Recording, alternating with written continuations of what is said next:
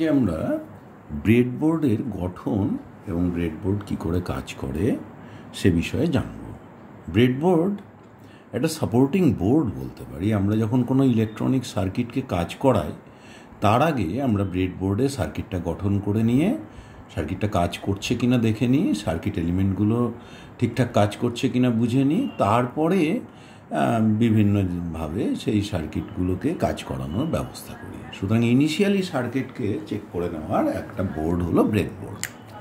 এখানে অনেকগুলো ছিদ্র দেখা যাচ্ছে। দেখো, উপরের দিকে এক সারি ছিদ্র আছে, নিচের দিকে এক সারি ছিদ্র আছে। এই ছিদ্রগুলোর বিশেষ বৈশিষ্ট্য আছে।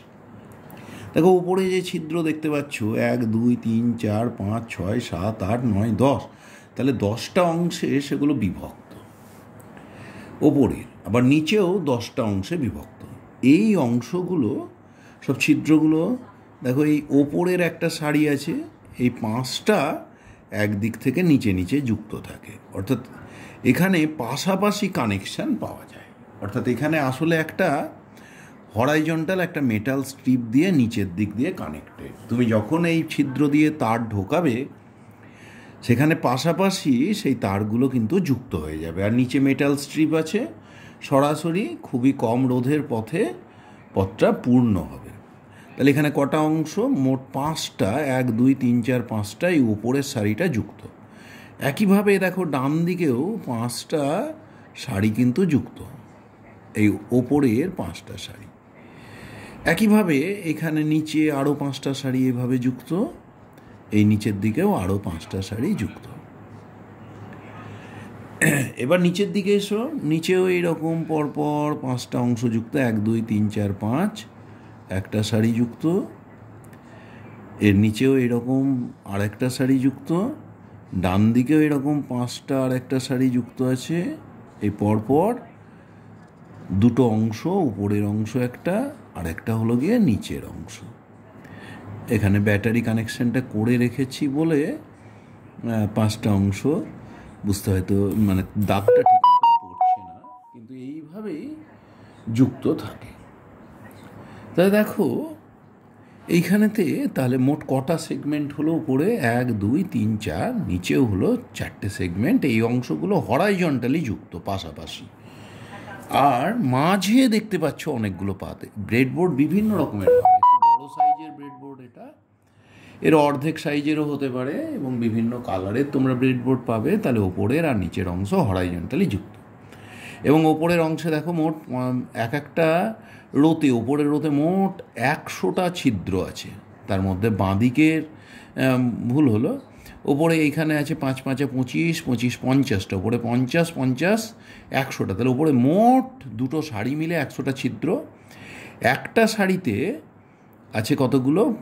50টা, নিচের শাড়িতে 50টা, নিচেও সেই রকম 50 50 100। তাহলে ওপরে এবং নিচে মোট হরাইজন্টাল ছিদ্রের সংখ্যা কিন্তু 200টি। কিন্তু সেটা 8টা অংশে, 8টা সেগমেন্টে বিভক্ত বলেছি। ওপরে 1 2 3 4, আবার নিচের 4টে, মোট 8টা সেগমেন্টে। তাহলে এক একটা সেগমেন্টে কিন্তু 200/8 বা 25টা করে গ্যাপ আছে। এই ছিদ্রের মাধ্যমে আমরা কানেকশান করতে পারবো। এবার দেখো, মাঝের অংশে আমরা চলে আসতে পারি। এই মাঝের অংশে তোমার ওপরে মোট 600টা ছিদ্র আছে। অর্থাৎ এই ব্রেডবোর্ডটায় 800 ছিদ্র আছে। 600-র মধ্যে 300 ছিদ্র আছে ওপরে, 300 ছিদ্র আছে নিচে। কিন্তু এই অংশগুলো সব ভার্টিক্যালি পাত দিয়ে যুক্ত। তাহলে এখানে আমরা কানেকশান করব ভার্টিক্যাল দিকে, লম্বালম্বি। এখানে একটা তার দিলে ও সরাসরি কোথাও যোগ করতে হবে। এই অংশগুলো স্ট্রিপের সাহায্যে ভার্টিক্যালি যুক্ত। এরকম প্রত্যেকটা জায়গায় দেখো 1 2 3 4 5 5 10টা করে যুক্ত। এরকম তাহলে আমাদের কত? 600 কানেকশানের জন্য 60টা অংশ আছে। আর মাঝে দেখতে পাচ্ছ একটা কাটা অংশ আছে। এইখানের মাধ্যমে আমরা আসলে আইসি বা ইন্টিগ্রেটেড সার্কিটকে এখানে যোগ করার জন্য, ইন্টিগ্রেটেড সার্কিটটাকে যাতে আমরা বসাতে পারি, সেই জন্য এইরকম করে কাটা অংশটা থাকে। তাহলে ইন্টিগ্রেটেড সার্কিট বা আইসিকে বসাবার জন্য মাঝের কিন্তু কাটা অংশটি রয়েছে। সেখানে যে কোনো ইন্টিগ্রেটেড সার্কিটের চিপকে আমরা কিন্তু বসিয়ে দিতে পারবো। নাহলে কি হতো, যদি আমরা এইভাবে বসাতে যেতাম তাহলে পরপর প্রত্যেকটা অংশ কিন্তু বেশ কিছু অংশ একই ভাবে নিচে পাত দিয়ে যুক্ত, তার মানে সেই পিনগুলো সব পাত দিয়ে যুক্ত হয়ে যেত, তার মানে এই পিনগুলো কী হয়ে যেত, পিনগুলো সব শর্ট সার্কিট হয়ে যেত। এখানে যে পিনগুলো দেখতে পাচ্ছ সব পিনগুলো তখন কিন্তু শর্ট হয়ে যেত, পরপর পাত দিয়ে যুক্ত। কিন্তু যদি আমরা এই অংশগুলো দেখি, এগুলো ভার্টিক্যালি যুক্ত, তাহলে হরাইজন্টালি কানেকশান নেই। তাহলে এই আইসিটাকে নিয়ে যদি আমি এইভাবে বসিয়ে দিতে পারি, তাহলে দেখো আইসিটা এইভাবে যদি বসে যায়, এখানে কিন্তু এই পিনগুলো যেগুলো ভার্টিক্যালি যুক্ত সেখানে কিন্তু হরাইজন্টালি যুক্ত হয়েছে। আর মাঝের গ্যাপে যাতে আইসি বসানো যায়, আইসি নিয়ে যাতে কাজ করা যায়, তাই ব্রেডবোর্ডটা কিন্তু এই রকম কনস্ট্রাকশন থাকে, মাঝখানে কিন্তু একটা গ্যাপ থাকে যাতে আমরা আইসি বা ইন্টিগ্রেটেড সার্কিট নিয়েও এখানে কাজ করতে পারি।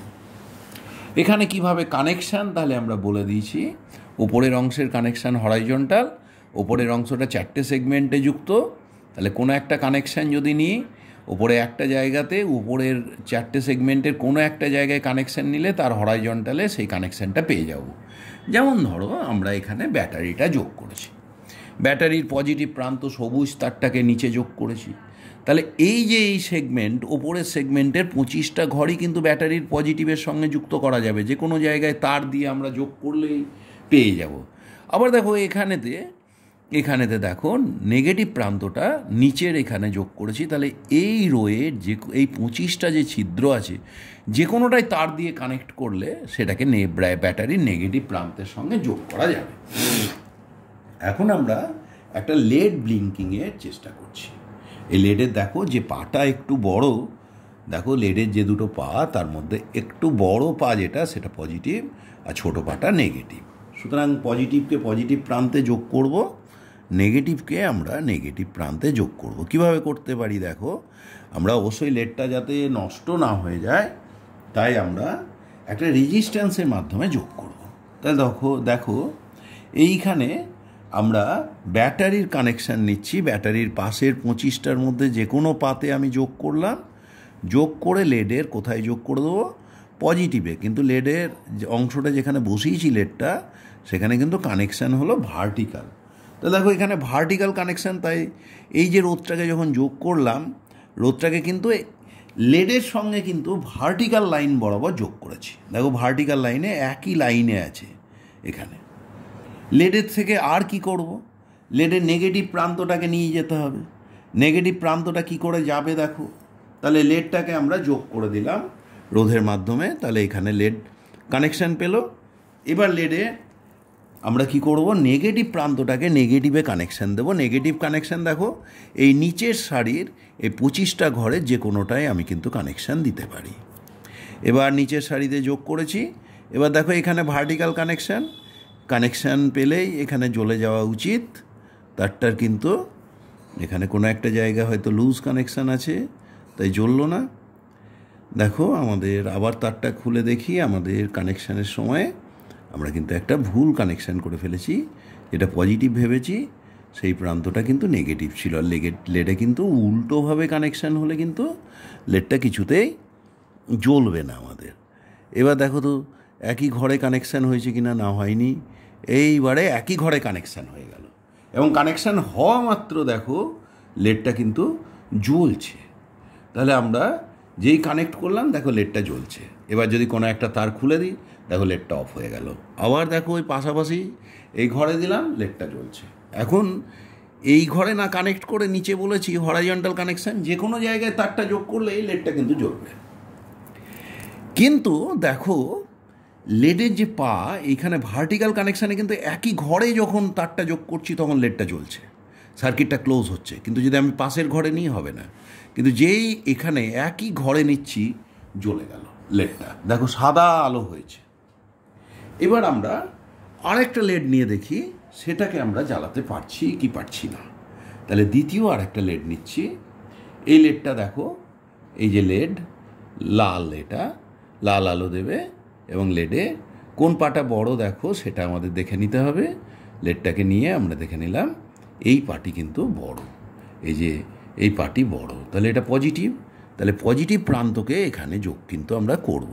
তাহলে এই পজিটিভ, আচ্ছা এখানে যে কোনো জায়গায়, কারণ এটাকে পাশাপাশি কোনো তো কানেকশান নেই, তাই যে কোনো দুটো জায়গায় আমি যোগ করে দিলাম। পরবর্তী কানেকশানটা কি করব, লেডটা যেখানে যেখানে আছে ভার্টিক্যাল কানেকশান হবে, কিন্তু ব্যাটারি যে লাইনে যুক্ত আছে ব্যাটারির তার সবুজ এবং সাদা তার দুটো কিন্তু হরাইজন্টাল কানেকশান পাবে।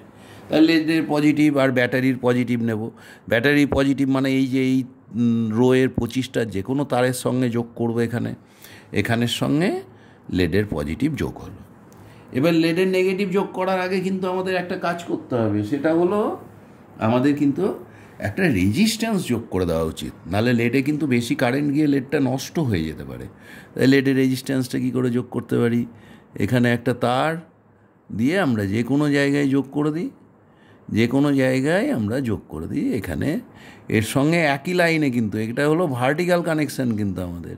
তাহলে এখানে তার দিয়ে যোগ করলাম, ধরো এখানে যোগ করলাম।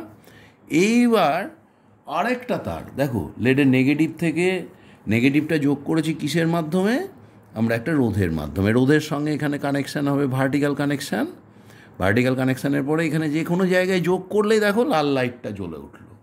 তাহলে দেখো কি হলো, এখানে কানেকশানটা আমরা চেক করি। দেখো ব্যাটারির পজিটিভের সঙ্গে আমরা বলেছি ওপরের লাইনের কানেকশান হলো হরাইজন্টাল কানেকশান, তাহলে হরাইজন্টালি তারটা যুক্ত। তারপরে দেখো এই হরাইজন্টালি এই তারটা এখানে যুক্ত হয়েছে, এর সঙ্গে একই লাইনে লেডের পজিটিভটা যুক্ত। লেডের নেগেটিভটা কিন্তু আমি পাশাপাশি রেখেছি এই ভার্টিক্যাল লাইনে, কারণ ভার্টিক্যাল লাইনে কিন্তু পাশাপাশি জায়গাগুলো পরস্পর কানেক্টেড নয়। তার পাশ থেকে তার নিয়ে গিয়ে এখানে যোগ করলাম, কি যোগ করলাম, রোধ। কেন রোধটা যোগ করেছি, যাতে করে সার্কিটের কারেন্ট যদি বেশি হয়ে যায় লেডটা যাতে আমার নষ্ট না হয়ে যায়। লেডের পাশে এই যে রোধটা যেখানে শেষ হলো তার পাশে আমি কি করেছি, আমি আরেকটা তার দিয়ে যোগ করেছি, কারণ আমার ব্যাটারি নেগেটিভে যাবে, নেগেটিভে গেলে তবেই তো সার্কিটটা ক্লোজ হবে। তাহলে আমরা সার্কিটটা কোথা থেকে কোথায় কিভাবে কারেন্টটা যাচ্ছে সেটা একবার বুঝে নিই। যে দেখো এই দেখো পজিটিভ থেকে কারেন্টটা এলো, এই তারের মধ্যে দিয়ে গেল, দিয়ে এটার সঙ্গে লেডটা যুক্ত পাতের মাধ্যমে নিচ দিয়ে, লেডের পজিটিভ লেডের নেগেটিভ দিয়ে বেরোলো, রোদ দিয়ে গিয়ে এই তারটাই যুক্ত হয়েছে, এই তার দিয়ে গিয়ে ব্যাটারির নেগেটিভে পূর্ণ হয়েছে, তবেই সার্কিটটা ক্লোজ হয়েছে। আর সার্কিটটা ক্লোজড হলে ক্লোজ সার্কিটে কারেন্ট যাবে, আর কারেন্ট যাওয়ার ফলে লেডটা জ্বলে উঠেছে। এখন দেখো আমরা এই যে এই লেডটা, এখন লেডটার ব্যাটারির যে কানেকশান সেই লাইনের তারটাকে খুলে দিলাম।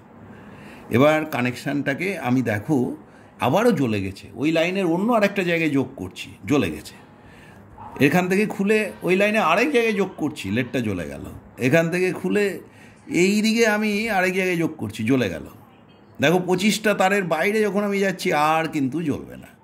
তাহলে 25টা তারের বাইরে জ্বলবে না, তাহলে 25টা তারের বাইরে নিয়ে গিয়ে জ্বালাতে গেলে কি করব, তখন আমরা এই দিকের পাতের সঙ্গে এই বাঁ দিকের 25-এর সঙ্গে ডান দিকের 25কে কানেক্ট করবো এইরকম একটা তার দিয়ে।